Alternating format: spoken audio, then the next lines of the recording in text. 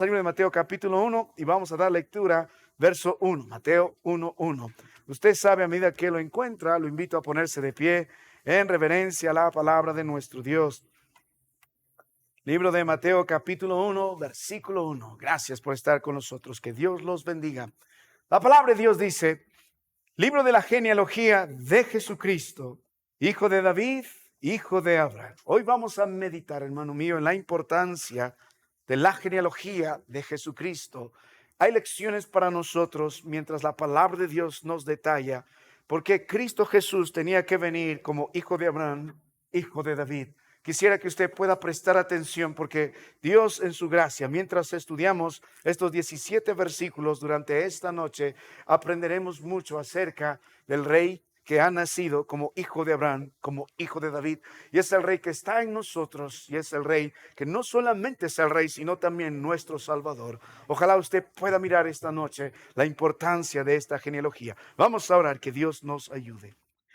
Padre, una vez más, vengo a tu santa presencia esta noche muy agradecido, porque en tu gracia, Padre, podemos nosotros disfrutar de tu palabra y también, Señor, de la obra de tu Espíritu al redimirnos de nuestra vana manera de vivir y someternos a la autoridad de Cristo Jesús.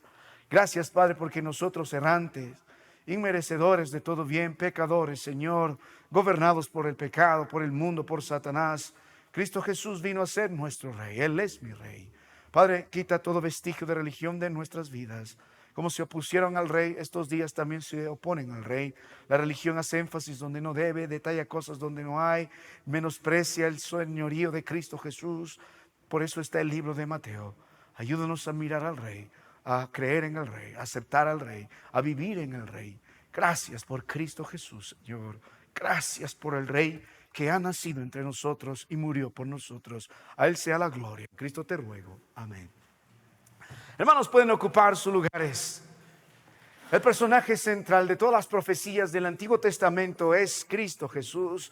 Mientras los judíos estaban recibiendo las profecías desde el libro de Génesis hasta el libro de Malaquías, el último libro del Antiguo Testamento, todos ellos estaban esperando el advenimiento de su Mesías Rey. La palabra de Dios nos expuso desde el libro de Génesis 3, a partir del versículo 15, la gran necesidad que tendremos nosotros de recuperar la condición que teníamos con Dios. Cuando el hombre cayó después de ese Génesis capítulo 3, al desobedecer a nuestro Dios, Dios dio una gran promesa para que cada uno de nosotros podamos vivir esperanzados en ello, que de la simiente de la mujer nacerá alguien que va a destruir a Satanás, va a destruir al pecado. El protoevangelio, como se llama el primer evangelio, está en el libro de Génesis y desde ese momento se espera que alguien nacerá de la simiente de la mujer que conquistará a Satanás y nos devolverá la posición privilegiada que tendríamos como antes en los días de Adán.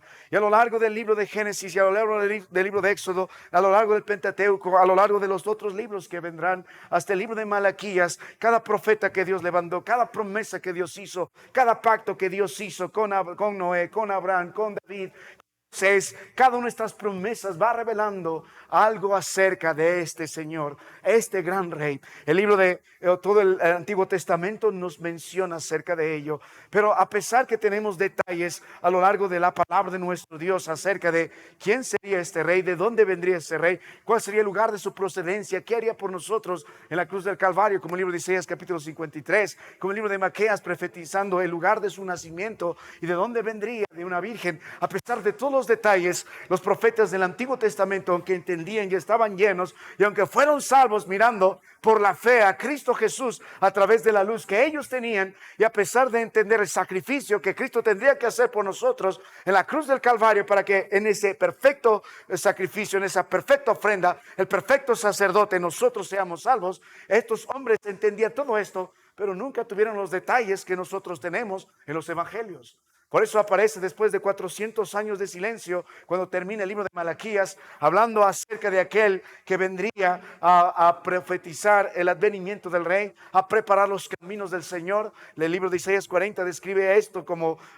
el segundo Elías vendría para nosotros, Juan el Bautista. Termina el libro de Malaquías hablando acerca de esto, y el libro de Mateo, después de 400 años de silencio, aparece la palabra de nuestro Dios juntamente con este pregonero. Pero el libro de Mateo, el primero de los evangelios tiene algo para nosotros sumamente importante, ya que el Antiguo Testamento nos menciona acerca de este rey y nos da detalles sobre este rey, lo que será, lo que hará por nosotros y cómo vendrá y destruirá a sus enemigos. El libro de Mateo nos da claramente un panorama acerca de Cristo Jesús y nos da detalles y nos muestra el fiel cumplimiento de todo lo que se habló de este Cristo en el Antiguo Testamento. El libro de Mateo nos muestra esto. Los evangelios son sumamente importantes en la palabra de nuestro Dios. Cada evangelio juega un rol sumamente interesante para conocer a Cristo Jesús. El libro de Mateo nos va a mostrar a Cristo Jesús como el Rey. La palabra reino de los cielos se repite muchas veces, alrededor de 70 veces cuando leemos la palabra de Dios. El libro de Mateo tiene un solo enfoque, tiene una perspectiva en cuanto a Cristo Jesús. Nos quiere mostrar a Cristo como el Rey. Si decimos el evangelio según Mateo, Marcos, Lucas y Juan, en realidad es el evangelio según Cristo Jesús. Pero el libro de Mateo nos muestra este evangelio que Cristo es el Rey, que Cristo es el Rey prometido, que Cristo es el verdadero Rey. Él es el Mesías, Él es el ungido de Jehová. Cristo es el Rey.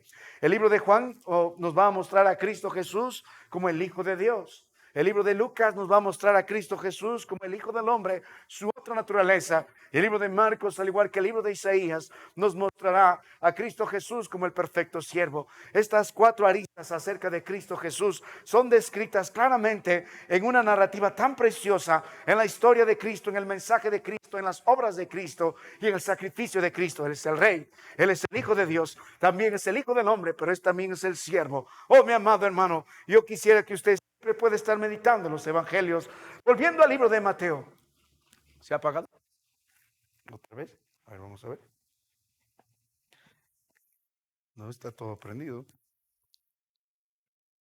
Hola, hola. Está conectado. Hola, hola, hola. Sí, ya. Muy bien. Volviendo a la palabra de nuestro Dios, hermano. Entonces, el libro de Mateo es sumamente interesante porque no solo es el fiel cumplimiento de las promesas del Antiguo Testamento, no solo nos muestra a Cristo Jesús como el Rey, sino tiene un propósito especial.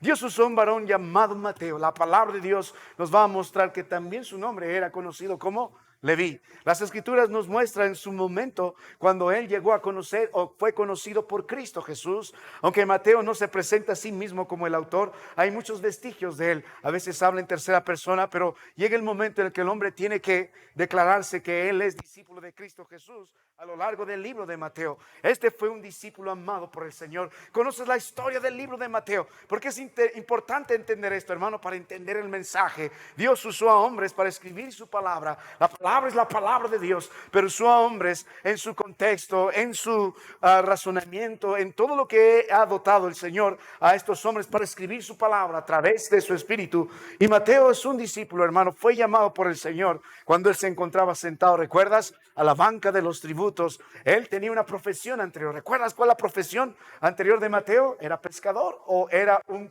publicano? La palabra de Dios nos dice que era un publicano, era un recaudador de impuestos. En aquellos días Roma ya estaba gobernando esta región de Jerusalén y Judea por alrededor de 60 a 70 años.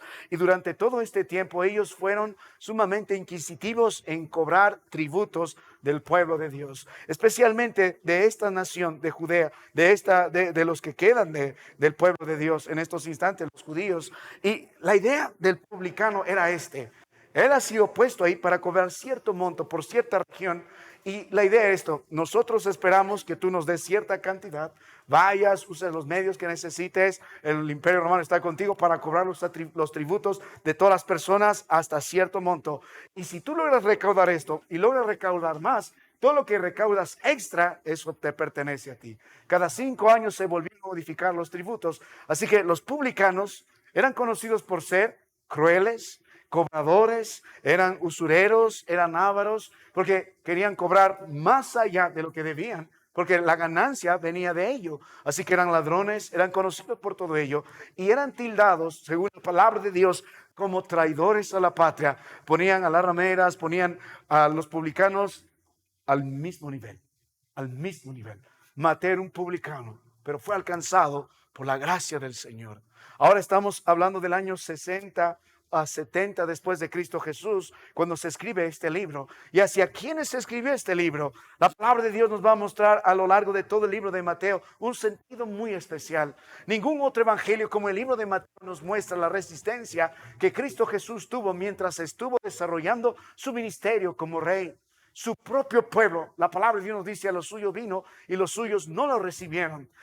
La oposición que viene más poderosa y ferviente hacia Cristo Jesús no es del imperio romano, no son de los gentiles, sino de su propio pueblo. Así que cuando lees el libro de Mateo, se trata de la justicia de Cristo Jesús, de la justicia de su reino, como el sermón del monte, Mateo 5, Mateo 7, versus la justicia de los hombres. Así que el libro de Mateo tiene este mensaje, tiene este objetivo. Está lidiando con ¿quién? Con un grupo de judíos, con el pueblo de Dios, que cuando Cristo estuvo en medio de nosotros, en medio de ellos, este pueblo lo criticó, este pueblo lo menospreció, este pueblo no creyó en él, este pueblo mandó a crucificarlo, dijo: Cristo Jesús no es el rey, no es nuestro rey. Y hasta el día de hoy, mucho de este pueblo, hasta el día de hoy no reconoce a Cristo Jesús como su rey. Entonces, la ferviente oposición proviene de un grupo de personas religiosas aliadas con el Estado. Y vamos a ver desde el principio en el libro de Mateo que siempre se ha opuesto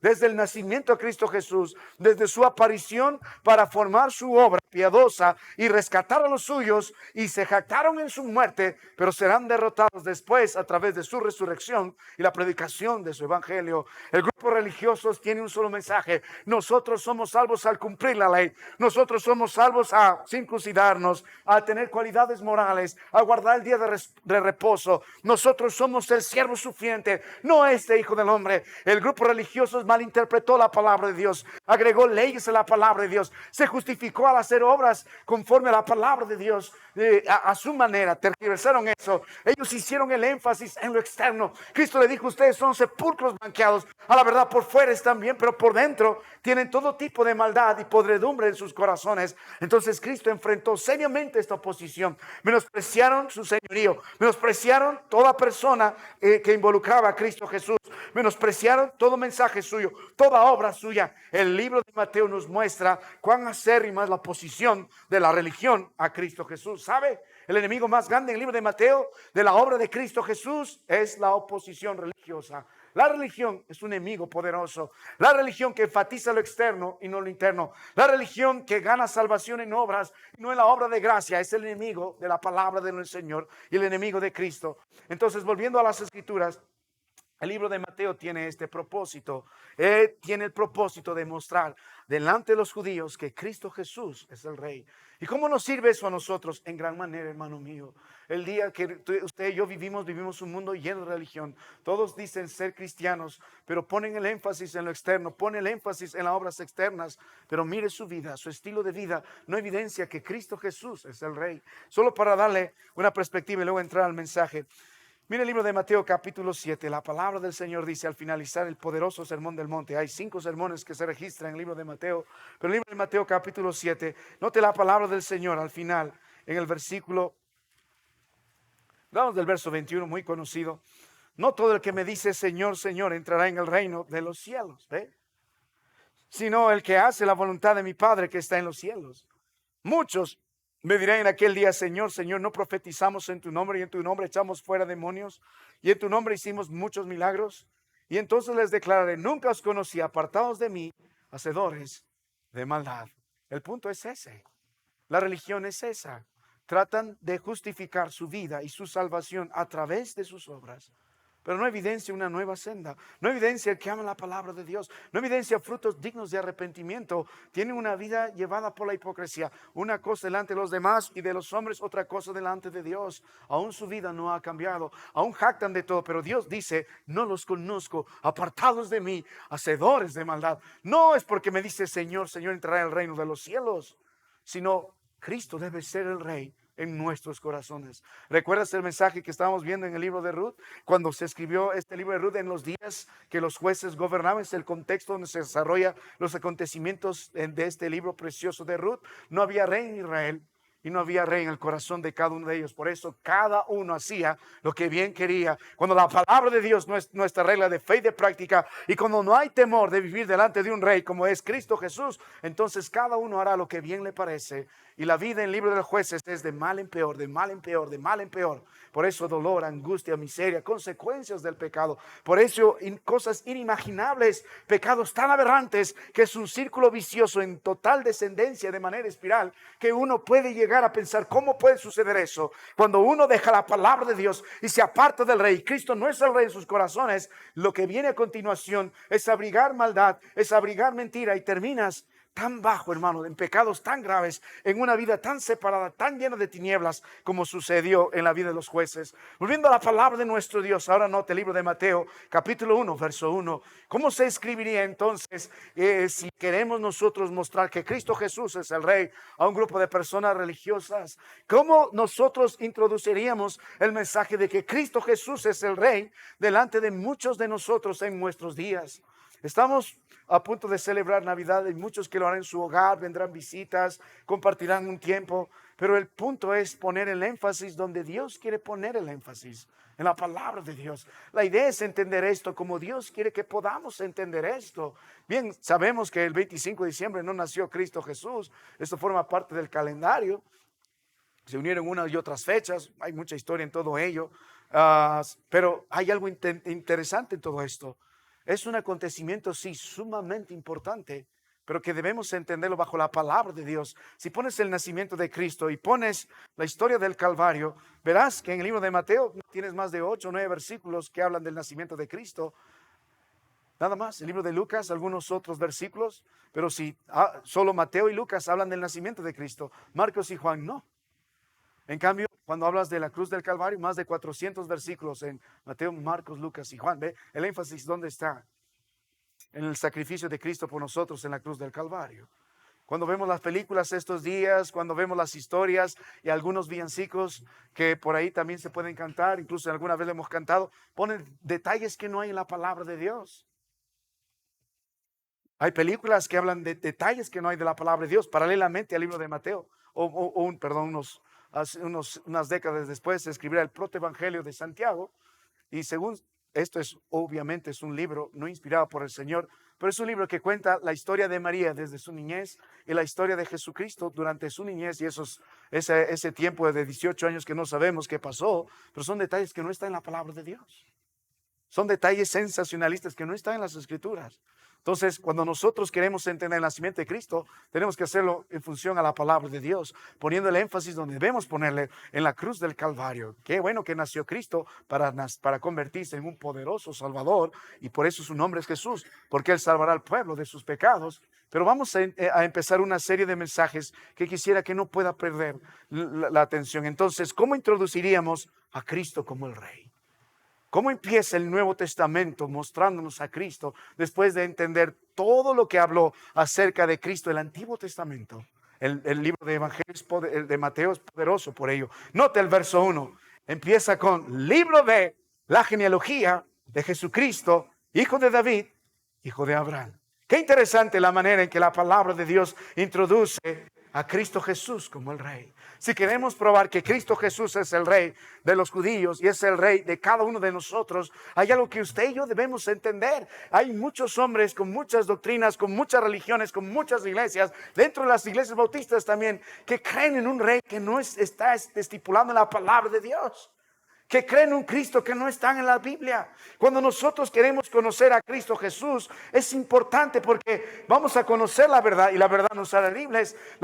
El primer componente de nuestra fe es conocer. Si no conozco a Cristo, ¿cómo voy a creer? ¿Y cómo conozco a Cristo? La fe viene por la palabra de Dios. Romanos 10:17, la Biblia me da oídos y la Biblia me muestra quién es el Cristo. ¿Y cómo conozco a Cristo? A través de la palabra de Dios. De Génesis a Apocalipsis, el mensaje siempre está apuntando a la persona, palabra y obra de Cristo Jesús. Él es el Redentor de nuestras almas. Toda la Escritura va a ir debajo de todo eso. Todo nos lleva a Cristo Jesús, de Génesis a Apocalipsis. Entonces, cuando nosotros entendemos esta verdad, hay aspectos de Cristo que es sumamente importante conocer. La palabra de Dios dice la genealogía de Jesucristo, el hijo de David y el hijo de Abraham. Qué importante es este aspecto en cuanto al reino de Dios, en cuanto a Cristo Jesús como Rey. Dios quiere que meditemos en 17 versículos sobre la genealogía de Jesucristo. Para que Cristo sea introducido como Rey, es importante entender entonces su genealogía.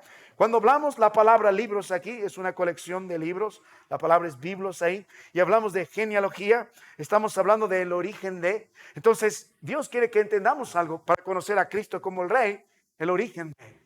La palabra de Dios ya nos mostró en el libro de Colosenses que Él es el principio de todo. Él es el primogénito de todo. Él creó. Él nunca ha sido creado. Él más bien originó todo. El libro de Juan 1:1 en el principio era, antes que sucedieran todo, Cristo ya existía. Él existe en el eterno presente. No hay pasado y presente para Él. Él no va a envejecer. Sus días no van a acabar. Él nunca ha sido creado. Dejaría de ser Dios. Más bien Él es el origen de toda creación. No solo es el origen de toda creación. Él es lo primordial de la creación. Y la creación se subsiste en Él. Entonces, ¿por qué entonces está hablando del origen de Cristo Jesús?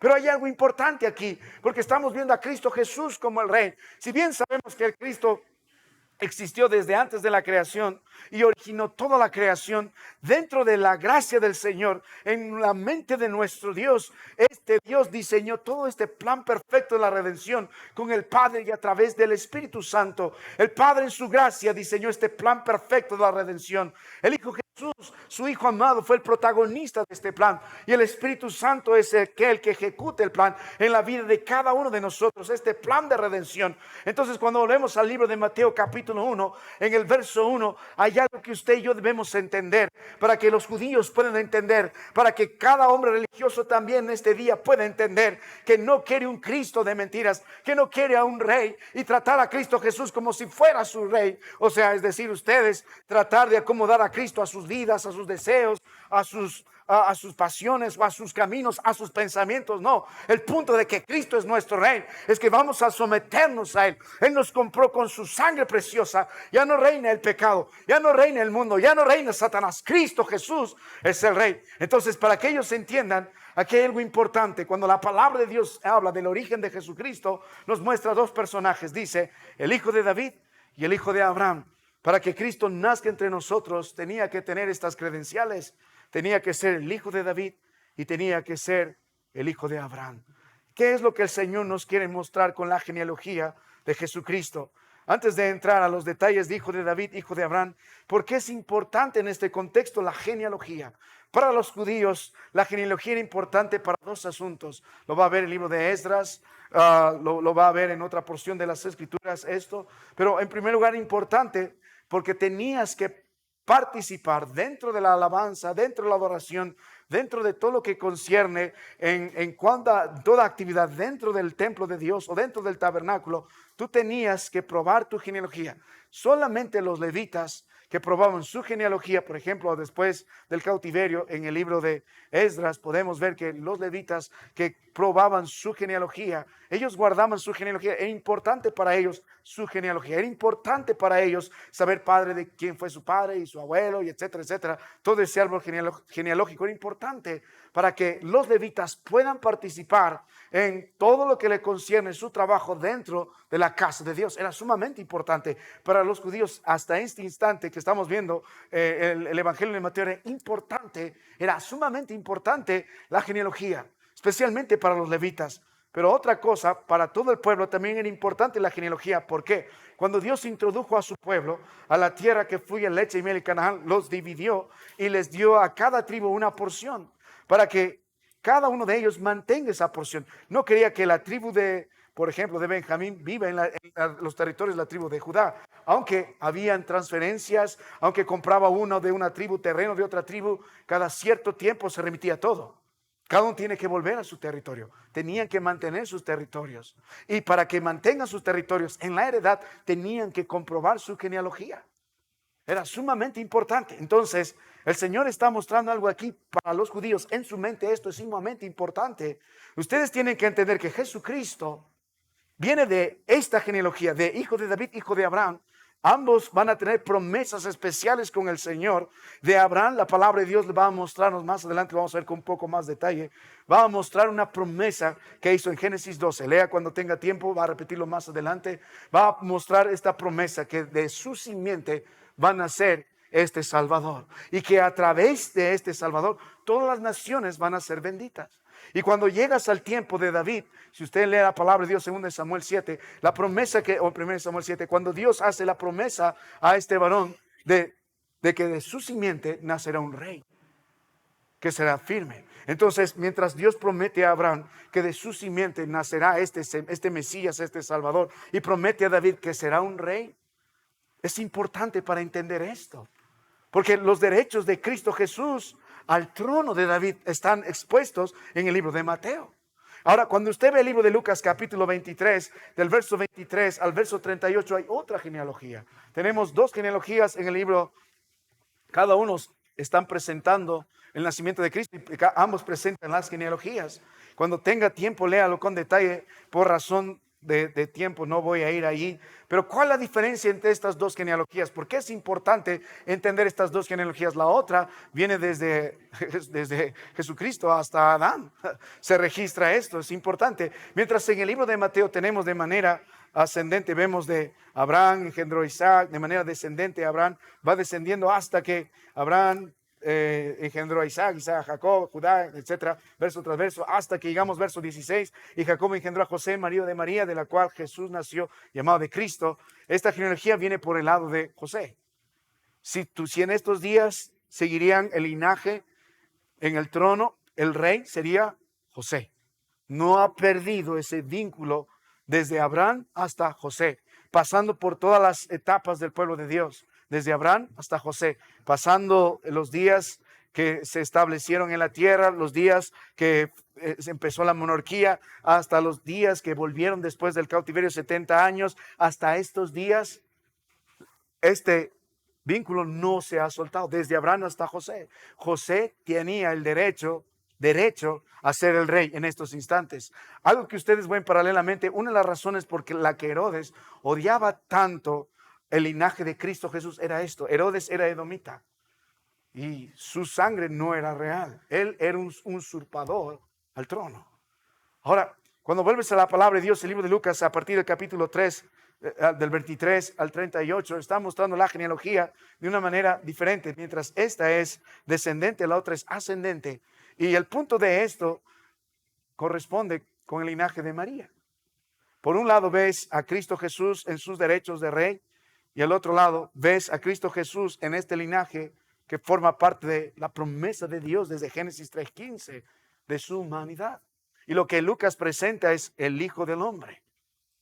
Ambos dan derecho a Cristo Jesús como el Rey, como el Hijo de Dios, como el Hijo del Hombre. Ahora, es importante entender esto porque vuelve al libro de Mateo capítulo 1, hermano mío, en el versículo 1. ¿Y qué mensaje Dios nos quiere dar a través de esto? Ya que es importante la genealogía para que podamos entender esto, que Cristo Jesús es el legítimo rey, hijo de Abraham, hijo de David, ya que podemos entender que Cristo Jesús es el perfecto hombre que ha nacido entre nosotros, es la simiente que Dios prometió y está entre nosotros. Ahora debemos entender para nosotros, hermano mío, la gran importancia de este acontecimiento. Si usted se metiera días atrás, en los días de Abraham, y metería esto en su mente, Abraham está esperando desde mucho tiempo atrás el cumplimiento de esta promesa. Cuando la palabra de Dios nos muestra Génesis, Éxodo, Levítico, Número, Deuteronomio, este Pentateuco, que se escribió especialmente para un grupo de soldados que están a punto de conquistar la tierra que fluye leche y miel en esos días, después de vagar 40 años en el desierto. Ellos tenían que entender todo esto. Tenían que entender la historia de Abraham. Desde el libro de Génesis tenían que entender la caída del hombre. ¿Qué pasó después? Las promesas. Tenían que entender el tiempo del diluvio. Tenían que entender el tiempo de la Torre de Babel. Tenían que entender las promesas que Dios hizo a Abraham, Isaac, Jacob, a José. Tenían que entender todo esto. ¿Para qué? Para que ellos puedan vivir no una vida desordenada, no una vida cada uno siguiendo el consejo de su corazón, sino puedan vivir bajo el reinado de Dios. El punto era que cuando Dios introduciría a este pueblo, a esta tierra que fluye leche y miel, Este pueblo debía haber sometido a este rey. Era una teocracia, es decir, Cristo o Dios era el rey en ellos. Por eso puso las leyes para que este pueblo aprenda a vivir con este rey. Y estos fracasaron. En la mente de Abraham, si usted vuelve en la mente de Abraham, él está esperando todo esto. Él ya tenía la promesa que un día nacería un Salvador. En la mente de Abraham está diciendo, ¿cuándo sucederá todo esto? Y cuando Dios le da la promesa a esto, a Abraham se jacta en todo ello, que un día de su simiente todas las naciones serán benditas dentro de todas las promesas que Dios le dio a Abraham. Y Cristo será, según el libro de Gálatas, el fiel cumplimiento de estas promesas que Dios dio a Abraham. Abraham soñó con ese día, Abraham anheló ese día, Abraham predicó de ese día, Abraham anunció esto a su generación, a Isaac, a Jacob, a José, a cada uno de sus descendientes, y cada uno de los patriarcas en el Antiguo Testamento anunció el mismo mensaje, entendía este mensaje. En los días de Moisés, Moisés también se jactó de todo esto. Él miraba estos días y todo lo que presenta, los sacrificios que Dios demanda desde la construcción del tabernáculo. Los sacrificios del tabernáculo están hablando de este Mesías que nacerá y finalmente conquistará a Satanás, conquistará a la muerte, nos librará de la pena del pecado que es el infierno y nos librará de nuestra penosa condición. Cada varón que supo esperar esto en los días del Antiguo Testamento, viendo a Moisés y todos los que vinieron después de él, viendo a David y todos los que vinieron después de él, hombres piadosos, reyes y profetas, esperaron este día, esperaron este tiempo. Era un gozo para ellos, anhelaba su gozo. Y si nosotros como observadores de afuera miramos esto con atención, la historia que la palabra de Dios narra en el Antiguo Testamento y cómo Dios va mostrando luz y luz acerca de este gran rey, ¿no anhela también nuestra alma? ¿No anhelaría también nuestro ser ver que finalmente va a nacer el Mesías, el que va a librarnos del infierno, el que va a librarnos de la garra de Satanás, el que el rey restituirá nuestra condición y nuevamente nos pondrá en comunión nuevamente con Dios? Era un deseo innato, era el deseo más grande. Los ángeles están a la expectativa. Dios en el trono ha estipulado los tiempos. Nadie más tenía los detalles más que nuestro Dios. Y cuando finalmente Cristo Jesús nace en su tiempo, en su momento, aún 400 años de silencio después de escribirse el Antiguo Testamento, es un gran acontecimiento. Dios está predicando mucho cuando Él nos permite entender, nos permite ver, nos permite gozarnos de esta gran verdad. El Mesías prometido, el Rey prometido, el Salvador prometido, el que nos librará del poder del pecado, el poder de Satanás, del poder del mundo, el que nos traerá paz con Dios. Ha nacido, ha nacido. El Rey está en medio de nosotros. Les aseguro, hermano mío, que los varones del Antiguo Testamento, Abraham, Moisés, David, se gozaban más que nosotros en estos días. Nosotros tenemos el privilegio de ver todo esto. Más de 2000 años atrás aconteció esto, el nacimiento de Cristo Jesús. Y lo que prueba la genealogía, lo que la palabra de Dios nos va a animar a estudiar brevemente esta noche es justamente esto, la importancia de establecer este linaje real del Mesías, porque la intención de la palabra de Dios es mostrar a cada uno de los lectores que Cristo Jesús es el Rey. Señalan la realeza, la divinidad de Cristo Jesús, el cumplimiento fiel de las profecías. Así que es importante entender este tipo de mensaje, la genealogía de Cristo Jesús. Así que la genealogía va a anteceder al nacimiento de Cristo Jesús porque nos muestra su realeza. Desde el versículo 1, Cristo es el Rey, es el Hijo de David. Él es el Rey. Y el libro de Apocalipsis también, él mismo hace referencia que Él es el Hijo de David. Mi querido hermano, quisiera a la luz de la palabra de Dios esta noche meditar en esto. Cómo la genealogía nos muestra la realeza de Cristo. O qué aspectos de Cristo Jesús nosotros podemos ver siendo Él como Rey, que estos versículos de verso 1 al verso 17 nos muestran acerca del Rey. Yo le invito, hermano mío, a abrir la palabra del Señor, a llenarse de las Escrituras. El problema de nosotros, no meditamos la palabra de Dios, no memorizamos la palabra de Dios, no conocemos las promesas del Señor. La idea es estar lleno de las Escrituras. Hay un solo libro en el que usted y yo debemos ser expertos y es la palabra de nuestro Dios. Así que a la luz de las Escrituras, permíteme mostrarte tres manifestaciones de los atributos de la realeza de Cristo Jesús en su genealogía. Porque desde el principio Cristo es el Rey. La genealogía de Jesucristo. Vamos a meditar en estos tres manifestaciones de sus atributos, estos tres atributos de Cristo Jesús como el Rey. Vamos a la palabra de Dios, hermano. La genealogía de Jesucristo. La genealogía de Jesucristo. ¿Qué predica? ¿Qué predica la genealogía de Jesucristo? Cristo es el Rey. Cristo es el Rey. ¿Y qué mensajes de su realeza podemos ver? ¿Cuáles son esos atributos que podemos meditar de Cristo como el Rey? Que la genealogía de Jesucristo, el cumplimiento de las promesas, nos muestra. En primer lugar, hermano, vamos a la palabra de Dios, libro de Mateo, verso 1. Note la Biblia, capítulo 1, verso 1. Libro de la genealogía de Jesucristo, hijo de David, hijo de Abraham. ¿Sabe, hermano mío? Cuando meditamos todo esto y el versículo 2 empieza diciendo, Abraham engendró a Isaac, Isaac engendró a Jacob, y Jacob a Judá y a sus hermanos. Judá engendró de Tamar. Y continúa la palabra de Dios verso tras verso, verso tras verso, verso tras verso. Y llegas a las escrituras en el versículo 16. Y Jacob engendró a José, marido de María, de la cual nació Jesús, note la Biblia, llamado el Cristo. Algo importante aquí tenemos que ver. Aquí es llamado Jesucristo en primer lugar.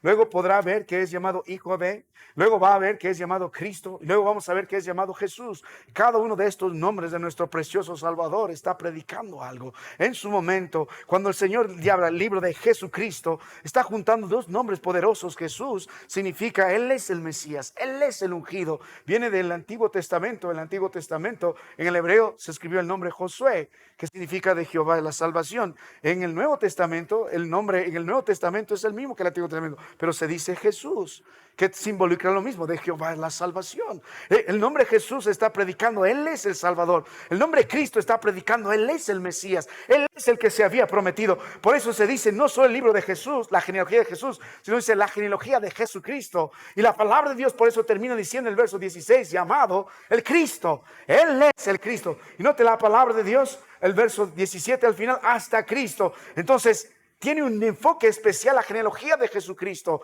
¿Qué nos quiere mostrar cuando la Biblia habla de Jesucristo? Cuando habla del Cristo, cuando habla del Cristo. Una vez más, hermano mío, nosotros podemos notar cuando la Biblia dice, libro de la genealogía de Jesucristo, hijo de David, hijo de Abraham, está mostrándonos en primer lugar la manifestación de la fidelidad de Dios a sus promesas. La fidelidad de Dios a sus promesas. Si Cristo es el Rey, si Cristo es el Rey prometido, entonces su genealogía va a predicar desde antes de que se habló de él, de todo lo que aconteció a favor de Cristo Jesús, y el acontecimiento de su nacimiento predica la fidelidad de Dios a sus promesas. Mi amado hermano, esto es sumamente importante. Cristo es mostrado como el Mesías. Él es Cristo, Él es el Mesías, Él es el ungido. Es lo que se habló a lo largo de todas las escrituras. Hijo de Abraham, hijo de David. ¿Por qué decimos esto, hermano mío? Volviendo a la palabra de Dios, ¿por qué es fiel? Porque en primer lugar, volviendo al libro de Mateo capítulo 1, verso 1, la palabra de Dios dice al final, hijo de Abraham. Ahí parte. Hay otros pactos que podríamos ver en su momento, pero vamos a someternos a lo que la palabra de Dios pone aquí, porque es suficiente. Mire por qué Dios es fiel a sus promesas. Cada acontecimiento, hermano mío, que se habla de Cristo en la palabra de Dios, se va a cumplir fielmente en Cristo Jesús. Cada ley que se demandaba en la palabra de Dios sobre el Mesías, se va a cumplir perfectamente en Cristo Jesús. Cada promesa que Dios hizo a Abraham en cuanto a Cristo Jesús, se va a cumplir fielmente en Cristo Jesús. Va a haber oposición, va a levantarse el enemigo, va a tratar de cortar la genealogía, van a menospreciar la genealogía. Incluso muchos de ellos van a ser malditos por el Señor. Cada uno de estos hombres que forman parte de la genealogía, todos son pecadores, pero hay algo que debemos mostrar, que a pesar de la infidelidad del hombre, que a pesar de la depravación de estos hombres, que por gracia han sido introducidos a la genealogía de Cristo Jesús, Dios se ha permanecido fiel a sus promesas, y no ha sido por amor a ellos solamente, sino por amor a sí mismo. Él es fiel, aunque nosotros no somos fieles. La promesa que Dios le dio a Abraham, el libro de Génesis 12, del verso 1 al verso 3, y lo va a reafirmar en Génesis 15, y lo va a reafirmar en Génesis 17, cuando tenga tiempo, léalo. Podemos hablar en cuanto a Cristo Jesús, que en Él serán benditas todas las naciones. Dios promete traer salvación al mundo. Dios promete a Abraham, de tu simiente todas las naciones serán benditas. En el Antiguo Testamento tenías tú al pueblo de Dios. ¿Y por qué Dios escogió a este pueblo en su momento? Es por su pura gracia. Pero ¿cuál es el propósito? Para mostrar que Él es Dios. En esos días Cada nación tenía su Dios. Cada uno defendía a su Dios. Cada uno sacaba victoria en su Dios cuando conquistaban a otro. Pero Dios escogió a este pueblo pequeño y lo estableció y le dio leyes y le dio un estilo de vida e hizo grandes obras en él para que todos los demás sepan que este Dios es Dios. Es Dios sobre dioses. Es el verdadero Dios. En la mente de ellos creían que ellos serían el siervo perfecto. Pero Cristo nos mostró, la palabra de Dios nos está mostrando que de la simiente de Abraham va a nacer un rey en el cual serían benditas todas las naciones. Este Dios que es Dios sobre este pueblo de Israel será Dios para todas las naciones. Era el plan que en Abraham, en su simiente, todas las naciones serán benditas. Desde el libro de Génesis podemos ver el plan perfecto de Dios. No solo se sacó un pueblo para sí mismo, sino buscó salvar a toda la humanidad. Él estaba buscando un segundo Adán. El primer Adán fracasó. El primer Adán nos introdujo a una humanidad de muerte. Y cada uno de ustedes son fieles hijos de Adán. Somos pecadores, somos homicidas, somos ladrones, somos infieles, somos hipócritas. Y nuestra vana naturaleza es así. Necesitamos un segundo Adán. Este segundo Adán es Cristo Jesús y nos introduce a esta nueva humanidad. Esa fue la promesa que Dios le dio a Abraham. Ahora, Cristo Jesús en su gracia puede mostrar su fidelidad a través de su genealogía. Porque después de Abraham viene Isaac, Jacob, Judá, sus hermanos. Judá engendró a Tamar y a Fares, a Sara. Todo vamos a ver más adelante. Y cada uno de los que pertenecen a la genealogía de Cristo hasta llegar a José. Se puede ver que Dios ha estado buscando cumplir esto. Que un día de la simiente de Abraham, de la genealogía de Abraham, nacerá uno en el que todos nosotros seremos benditos, en que todas las naciones serán benditas. Ahora, la palabra de Dios nos muestra algo interesante también. Note la palabra de nuestro Dios en el versículo que estamos leyendo, Mateo 1, verso 1. El pacto que Dios hace con David en 2 de Samuel 7, del verso 12 al verso 16, le está prometiendo un reino eterno a través de su descendencia y será identificado como el hijo de David, como estamos viendo ahora en el libro de Mateo. Él es el rey prometido. A Abraham, Dios le promete que de su simiente nacerá uno en el cual serán benditas todas las naciones. Y cuando Dios promete a David, le está prometiendo que de su simiente nacerá un rey. La palabra de Dios nos muestra que será un rey eterno. Cuando cuando tenga tiempo, lea 2 Samuel 7, del verso 12 al verso 16. Y le menciona que este rey será un rey eterno. Y le muestra a lo largo de la palabra de Dios que este rey no tendrá fin en su reino. Mire el libro de Isaías 9, una porción nomás, para no ir a muchas. Capítulo 9, versos del 6 al 7. Y cada una de estas promesas se van desarrollando a lo largo de todas las escrituras. El libro de Isaías 9, del 6 al 7. Y a los hermanos que están estudiando cómo interpretar la palabra de Dios, es importante entender el plan redentor de Dios en cada porción de las escrituras para poder interpretar correctamente. Dice, porque un niño nos es nacido, hijo nos es dado, el principado sobre su hombro y se llamará su nombre admirable, consejero, Dios fuerte, Padre eterno, príncipe de paz. Lo dilatado es su imperio y la paz no tendrá límites sobre el trono de David y sobre su reino, disponiéndolo y confirmándolo en juicio y en justicia desde ahora y para siempre. Mi amado hermano, la genealogía de Cristo Jesús muestra la fidelidad del rey al cumplir y mantener esta línea intacta desde Abraham hasta José, y la línea intacta prometiéndose que en él serán benditas todas las naciones, y la línea intacta de David hasta José prometiéndose que de él nacerá un rey cuyo reino será eterno. Dios ha sido fiel. ¿Usted cree, hermano mío, si estuviera en el lugar del Señor, le prometo que de repente alguno de ustedes actuaría de cierta forma diferente? Cuando usted lee los nombres que se encuentran en la genealogía de Jesucristo, son importantes, han sido puestos ahí por alguna razón. En un momento lo vamos a desarrollar un poco mejor. ¿Pero por qué? Porque muchos de estos hombres han sido gravemente pecadores. Solo mirando a Abraham, solo mirando a David, solo mirando a los nombres más prominentes de todos los nombres que están aquí, eran hombres pecadores. Abraham mintió 2 veces, se fue 2 veces cuando hubo hambre en la tierra a dirección de Egipto. Y las 2 veces que fue, mintió, dijo, di a mi hermana a su esposa, di que eres mi hermana, por temor. Siguió su consejo, su mente, su miedo, antes que la palabra de Dios. Cuando Abraham volvió de Egipto la primera vez, trajo a su sobrino Lot con él, y Lot nunca ganó la batalla. Del corazón de Lot nunca salió a Egipto, siempre volvió después a Sodoma y Gomorra. Con David, en su adulterio. Y luego en su crimen, para encubrir su adulterio, mandó a matar al marido de Betsabé. Y luego en los censos que hizo después, cuando Dios mandó a su ángel y mandó a matar a muchos por el orgullo de este hombre. Sin embargo, a pesar de todo eso, Dios mantuvo su promesa. Y eso es solamente por decir algo. Por ejemplo, dentro de la genealogía está el versículo 11, Jeconías. Era un hombre en el que Dios en el libro de Isaías le prometió que nunca más habrá alguien sentado en el trono de tu simiente por la aberración que él cometió. Muchos de su genealogía, incluso Manasés, otro rey tan perverso, que por la pura gracia del Señor al final se arrepintió. Y vas a ver introducido un nombre de mujeres que uno diría increíble. Hay 4 mujeres a las que podría decir marginadas. Vas a encontrar nombres como Tamar, como Rahab, como Ruth, como Betsabé. Y algunas de ellas no eran parte del pueblo de Dios, que han sido introducidas. Vas a ver el pecado de muchos de estos hombres. Y no me faltaría el tiempo. Si cuando lea Primera y Segunda de Reyes, lea Primera y Segunda de Crónicas, especialmente Primera y Segunda de Crónicas, el énfasis es los reyes de Judá y su deplorable decadencia. Un rey peor que el otro. Si David era la referencia de ser un rey perfecto, imagínate todo lo demás. Uno diría, hasta aquí llegó. ¿Cuántas veces Dios dijo no más? ¿Cuántas veces cuando Dios estuvo delante de Moisés y miró la rebeldía del pueblo ese día que estaban jugando y levantando un becerro diciendo este es el que te sacó de Egipto, mezclando la adoración a Dios con la adoración de Egipto y hacer una nueva religión llena de sincretismo y viviendo en ese tipo de inmoralidades y tratando de poner lo santo por lo inmundo?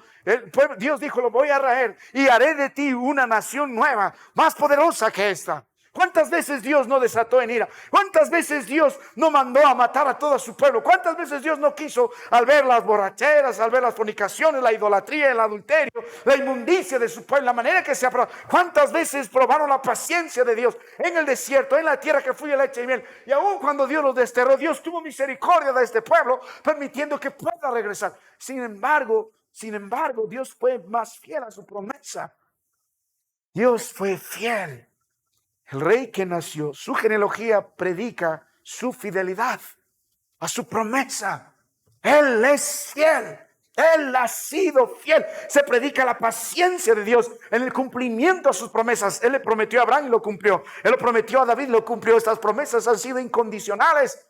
Porque si fuera en condición, hermano, si estuviera en manos de David y en manos de Abraham, no estuviéramos hoy predicando este mensaje. Algo usted y yo debemos aprender esta noche en cuanto a Cristo Jesús y su nacimiento.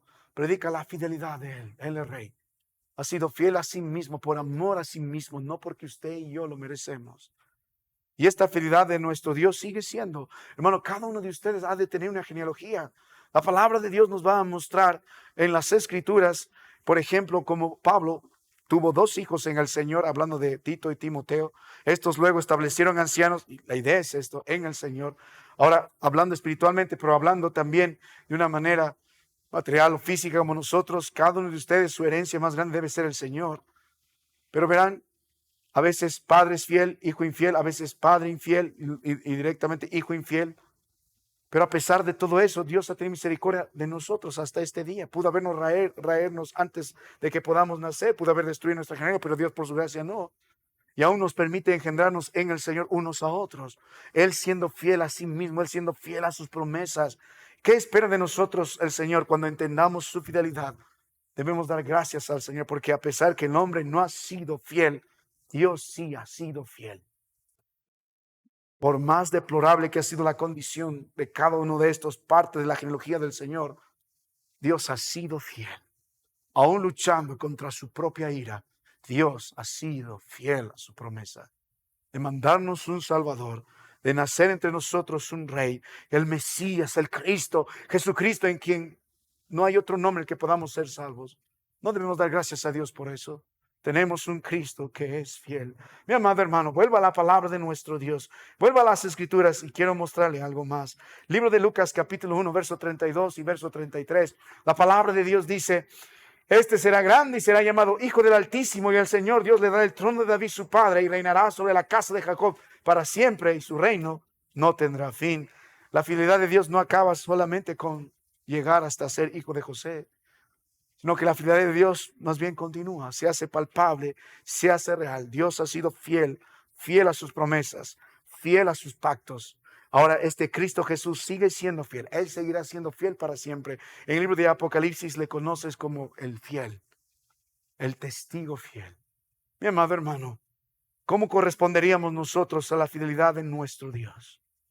¿No debemos nosotros ser fieles? Apocalipsis 2:10 dice, sé fiel hasta la muerte, y yo te daré la corona de la vida. Si Él ha sido fiel, ¿por qué yo no voy a ser fiel? ¿Por qué soy fiel? Porque Él ha sido fiel. Porque Él es fiel. Porque Él será fiel. Su genealogía predica su fidelidad. Su fidelidad está muy encima de nosotros. Su fidelidad es incondicional. Su fidelidad ha sido evidente. Su fidelidad. Él es fiel. Vuelve a la palabra de nuestro Dios y rápidamente miremos otra manifestación. La genealogía de Jesucristo. ¿Qué predica? La fidelidad del Rey. La genealogía de Jesucristo, que predica la gracia del Rey, la manifestación de su gracia. ¿Por qué? Ahí que estamos viendo, note la palabra de Dios. Rápidamente, acompáñame en esto, hermano, me queda poco tiempo. Vamos a entrar rápidamente a esta porción. ¿Qué dice la palabra de nuestro Dios? Si vamos a estar leyendo esto con detalle, nos vamos a tomar mucho tiempo, así que le ruego que me siga. En la palabra de Dios, en la genealogía de Jesucristo, podemos dividirlo en dos, en grupo de hombres y grupo de mujeres. Mire, en primer lugar, podemos ver la gracia de Dios al incluir en su genealogía un grupo de mujeres. ¿Por qué? Mire la palabra, incluso en los días de los judíos, en estos días ni la mujer podía pronunciar algo, ni podía aprender. Por eso Dios dijo que la mujer aprenda, pero en silencio, ni era tomado en consideración. Ahora, el libro de Mateo nos muestra la perspectiva perfecta del Señor en su plan de redención, en su gracia soberana, al incluir mujeres en su genealogía. Qué importante es esto. En primer lugar, incluye mujeres gentiles. Hay cuatro de ellas que son incluidas en la palabra de Dios. Aquí está su gracia. ¿Por qué? Porque, hermano mío, vas a ver que hay cuatro mujeres que uno diría, si yo fuera el que está escribiendo la genealogía de Cristo, nunca las voy a incluir. Pero gracias a Dios que no somos nosotros. Gracias a Dios que Dios no tiene un corazón así religioso. Su gracia es más. Por eso, por gracia sois salvos. Al incluir este grupo de mujeres, Dios está predicando su gracia. Al escogerlas, Dios está predicando su gracia porque no lo merecen. Igual que ninguno de nosotros ser incluidos en la obra de Cristo Jesús. La primera de ellas es Tamar. Nota la palabra de Dios, está en el verso 3. Tamar. ¿Quién era Tamar? Era la nuera cananea de Judá. ¿Recuerdas? Uno de los hijos de Jacob, Judá, y esta se casó con su hijo mayor, este murió y le mandó al otro hermano para que le restituyese y no lo quiso hacer, y mandó otro y no lo quiso hacer, hasta que finalmente nadie pudo restituir a Tamar y ella se disfrazó de ramera y luego va y se acuesta con Judá. Es algo increíble. Esta historia en Génesis 38 se muestra esto. Del producto de esta relación nacen dos hijos, Fares y Sara. Y aquí la palabra de Dios considera a Fares y Sara. Uno diría, ¿cómo puede incluir esto? Por eso se llama gracia. Es la gracia de Dios. No merecedores de esto. Por eso Dios mató a uno de estos hijos que no quiso restituir. Por eso era importante para la nación Israel.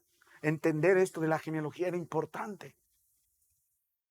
El rey nacería de ellos y Satanás siempre se ha puesto a todo esto. Ahora si puedes ver una segunda mujer más abajo, es Rahab. Recuerda la palabra de Dios en el verso 5, Rahab era conocida por ser la ramera en Jericó.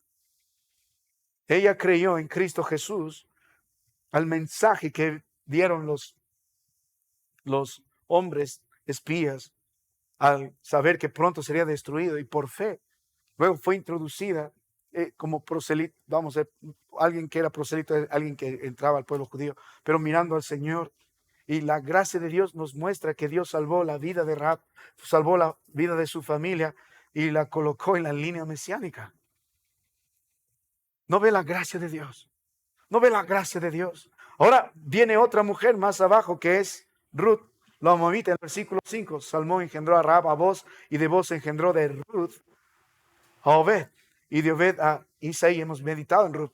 14 veces en el libro de Ruth se habla como Ruth la Moabita. Y en la palabra de Dios, en el libro de Deuteronomio 7, en el verso 3, podemos ver, cuando tenga tiempo, vaya con detalle a las escrituras, que Dios prohibió que entre un moabita en la adoración a Dios. Era prohibido. Pero sin embargo, por la gracia de Dios, Dios introdujo a Ruth. Ahora, puede ver a otra, digamos así, otra mujer. El libro de Mateo capítulo 1, el verso 6, al final termina diciendo a Salomón, de la que fue mujer de Urías, hablando de David. Y rey David engendró a Salomón, de la que fue mujer de Urías. Algunos se preguntará, ¿por qué no dice Betsabé? ¿Por qué Dios quiere que aún podamos entender el pecado de David? Y aún a pesar de la magnitud de su pecado y de lo que él hizo, la gracia de Dios fue más.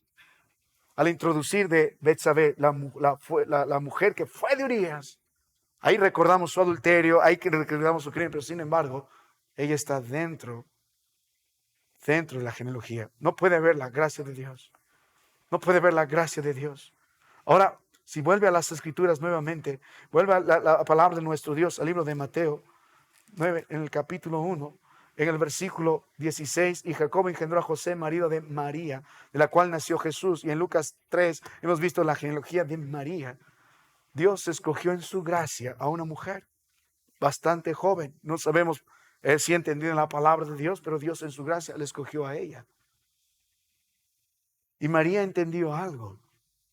No lo merezco. Muchos ponen a la religión en otro punto, tomando a María como la madre de Dios, como que nunca cometió pecados, siempre fue virgen. No, ella, cuando usted lee el libro de Lucas, entiende, yo necesito un Salvador. Y eso vamos a ver los próximos cultos.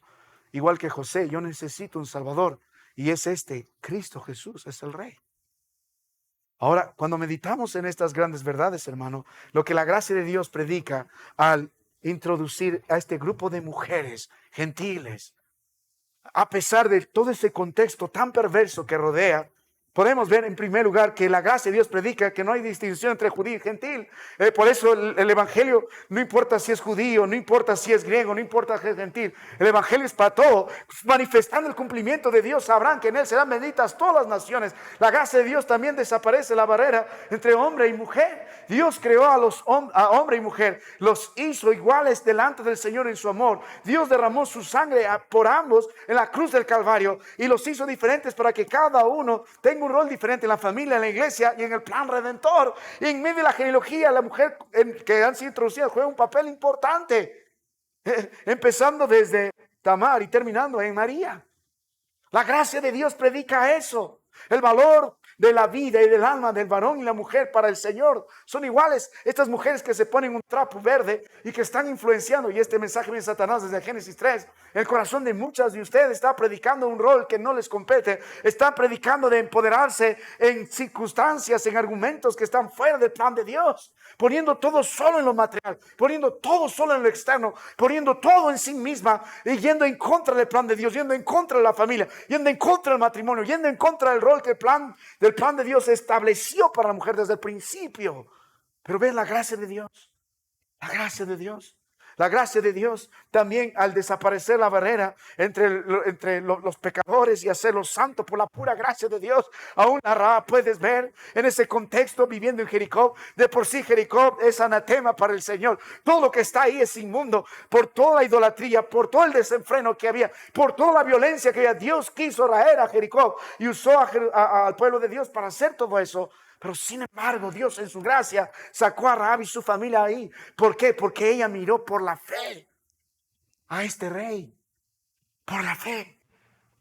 Oh, hermano mío, no predica el Señor el perdón de pecados. La gracia de Dios no es introducida aquí. Ahora, no solo al elegir mujeres, sino al elegir varones. Cuando usted vuelve a la palabra de nuestro Dios, mirando a Abraham, mirando a David, de los pecados que hemos visto, a pesar de ellos, la genealogía continuó. Pero no solamente eso, cuando miramos la palabra de Dios en el libro de Mateo capítulo 1, de todos estos hombres que están aquí, muchos fueron perversos. Hay pocos que podemos rescatar, mejores nomás. Pero note la palabra de Dios en el libro de Mateo capítulo 1, verso 12. Después de la deportación de Babilonia, Jeconías. Ahora note, si va un momento a las escrituras, en el libro de Jeremías capítulo 22, en el verso 30. Jeremías predicó, profetizó esto de Jeconías, este rey que fue uno de los últimos impíos que fue llevado en la deportación, y que Dios dijo lo siguiente: ninguno de su descendencia logrará sentarse sobre el trono de David ni reinar sobre Judá.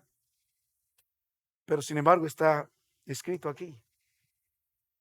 Cuando usted ve la oración de Daniel, el fiel cumplimiento de las promesas de Dios en el libro de Daniel, cuando lea su oración, creo que es el capítulo 9, cuando se está cumpliendo los 70 años, él reconoce sus pecados. Cuando Esdras vuelve, él empieza a orar y reconoce el pecado después de los 70 años del pueblo de Dios. Y lo que se exalta en ambas oraciones es la gracia del Señor. Aunque la ley ha sido determinada para ustedes, la paga del pecado es la muerte. Lo que merecemos nosotros es arder en este instante en el infierno por ser descendientes de Adán. Pero la gracia de Dios escogió a cada uno de nosotros, pero la gracia de Dios perdonó nuestros pecados, pero la gracia del Señor nos introdujo, aún siendo lo que somos. Pero la gracia de Dios se extendió del pueblo de Dios a cada uno de nosotros. Vuelva un momento a las Escrituras, hermano, y vamos a mirar algo más ya para terminar. Vuelva a la palabra de nuestro Dios. Vuelva a la palabra de nuestro Dios. Note la Biblia, libro de Mateo capítulo 1, y con esto terminamos. Note el versículo 17. Las Escrituras dicen: de manera que las generaciones desde Abraham hasta David son 14. Desde David hasta la deportación de Babilonia, 14. Y desde la deportación de Babilonia hasta Cristo, 14. Si lee el versículo 17, exegéticamente hay una división clara de 3 etapas de la vida del pueblo de Dios: de Abraham a David, de David a la deportación, y desde la deportación hasta el Cristo. Básicamente lo que está ordenado, más que un tema cronológico en la genealogía de Mateo, es un tema lógico. ¿Qué es lo que está pasando acá? Permíteme terminar con esto. Cada una de estas etapas predica algo. Cuando ves de Abraham hasta David, lo que puedes ver en todo este tiempo son las promesas del Señor dadas a estos hombres. Y a pesar del el menosprecio, como menospreciaron la ley de Dios, como menospreciaron las promesas de Dios, Dios se mantiene fiel, prometiendo a Abraham que de su simiente nacerá alguien en el que seremos benditos todos. Y desde el otro periodo, desde David hasta la deportación, puedes ver el inicio de la monarquía, pero también la decadencia más aberrante del pueblo de Dios, al punto tal que Dios dijo: los voy a quitar. Lea el libro de Lamentaciones, 3 razones por las que Dios quita al pueblo de Dios de su pueblo: por inmundo, por tener líderes falsos, por su idolatría. Dios los quita, no los quiero más, pero por su gracia son nuevamente regresados a su pueblo. Y mire, la última parte de Babilonia hasta Jesucristo son 14, desde la deportación. Es un tiempo de tinieblas, aunque Esdras intenta, Nehemías llegan. Sin embargo, hay un tiempo de tinieblas, hay un tiempo de oscuridad. No sabemos nada de lo que ha pasado. No es lo mismo que sucedió antes. Y cuando vuelve un momento a la palabra de nuestro Dios, vuelva a las Escrituras. Con este versículo estamos concluyendo. Vuelva a la palabra de nuestro Dios. Permíteme llegar a esta porción de las Escrituras. Dame un segundo, hermano, estoy confirmando.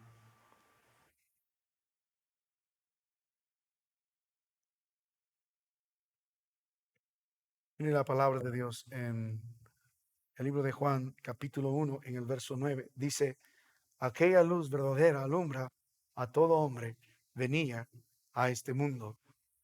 Y en otra porción va a hablar la luz que resplandece sobre las tinieblas. En medio de todo esto, hermano, algo más podemos notar: que a pesar de las tinieblas, el Señor mantuvo sus promesas. Que a pesar de la depravación, Dios mantuvo sus promesas. En Él somos benditos todos. Él es el Rey de Reyes y es la luz que alumbra en medio de las tinieblas. ¿Qué está predicando todo esto? El precioso evangelio de Cristo Jesús. La última cosa que Dios manifiesta en esta porción de las Escrituras es su perfecto plan de salvación, su evangelio. ¿Qué necesitamos nosotros, hermano? Necesitamos nuevamente ser introducidos al pueblo del Señor. Solamente es a través de Cristo. ¿Qué necesitamos nosotros? Necesitamos este Rey de Reyes. Es a través de Jesucristo. ¿Qué necesitamos nosotros, hermanos? Reconocer nuestra penosa condición de vivir hombres llenos de tinieblas, depravados, en pecado. Y necesitamos este precioso Salvador, pues a través de su preciosa sangre somos hallados nuevamente limpios. Es la luz verdadera que alumbra a todo hombre. Mi amado hermano, cuando miramos la genealogía de Jesucristo, miramos nosotros claramente la fidelidad de Cristo. Miramos nosotros claramente en todo lo que estamos viendo, la gracia de este rey. Y miramos el evangelio de este rey, el plan de restaurarnos, la luz, la luz. Mi amado hermano, le ruego que en la gracia del Señor pueda venir el próximo servicio, el próximo domingo, porque vamos a seguir hablando acerca de esto. Ahora vamos a ver cómo José tuvo que creer en Cristo Jesús para ser salvo. Y luego el domingo en la noche, cómo María tuvo que creer en Cristo Jesús para ser salvo. Y la pregunta es, ¿de veras conoce a este Cristo? ¿De veras es este Rey? ¿Ha disfrutado de su gracia? ¿Ha disfrutado de su fidelidad? ¿Ha disfrutado, mi amado hermano, de esa luz? ¿Ha disfrutado de ese precioso evangelio? Él es el Rey en su vida. Vamos a terminar en oración. Padre, gracias por el tiempo que nos has dado de abrir tu palabra y meditar en ella.